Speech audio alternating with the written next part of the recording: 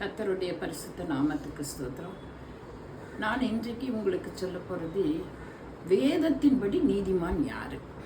நம்மளுக்குள்ள எப்பவுமே ஒரு செல்ஃப் ரைச்சஸ்னஸ் இருக்கும். அது எங்கேயும் செல்லுபடியாகாது. நம்ம சொல்லுவோம், இந்த சூழ்நிலையினால தான் நான் ஒரு பொய் சொல்லிட்டேன், அதை ஆண்டவருக்கு தெரியும், அவர் மன்னிப்பார் அப்படின்னு சொல்லுவோம்.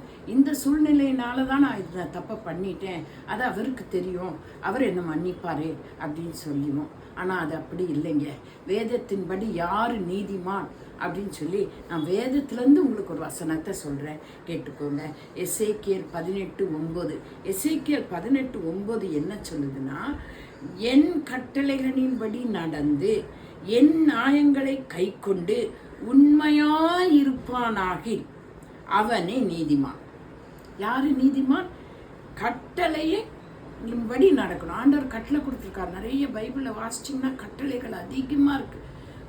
ஒரு எக்ஸாம்பிள் சொல்கிறேன். சொந்த சகோதரனை ஸ்நேகிக்கணும், அது ஒரு கட்டளை. அதை செய்கிறோமா? எவ்வளோ பேர் செய்யறதில்ல. அப்போ நம்ம எப்படி நீதிமானாவோம்? அதே போல் என் நியாயங்களை கை கொண்டு, ஆண்டவருடைய நியாயங்களை, நம்ம நியாயங்கள் அல்ல.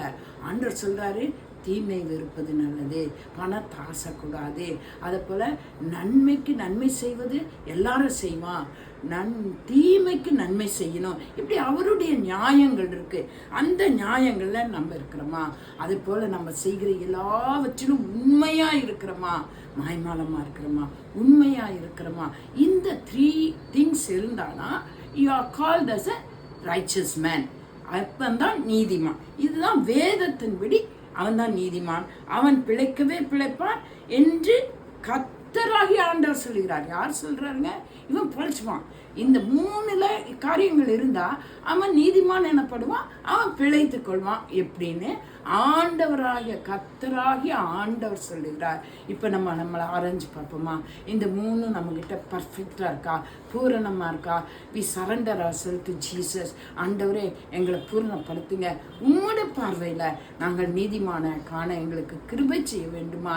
நம்ம கேட்போமா? ஆராய்ந்து பாருங்க. ஒவ்வொரு நாளும் உட்கார்ந்து உங்களை ஆராய்ந்து பாருங்க. ஒவ்வொரு செயல் செய்யும்போது உங்களை ஆராய்ந்து பாருங்க. ஆண்டவர் உங்களை ஆசீர்வதிப்பாராக.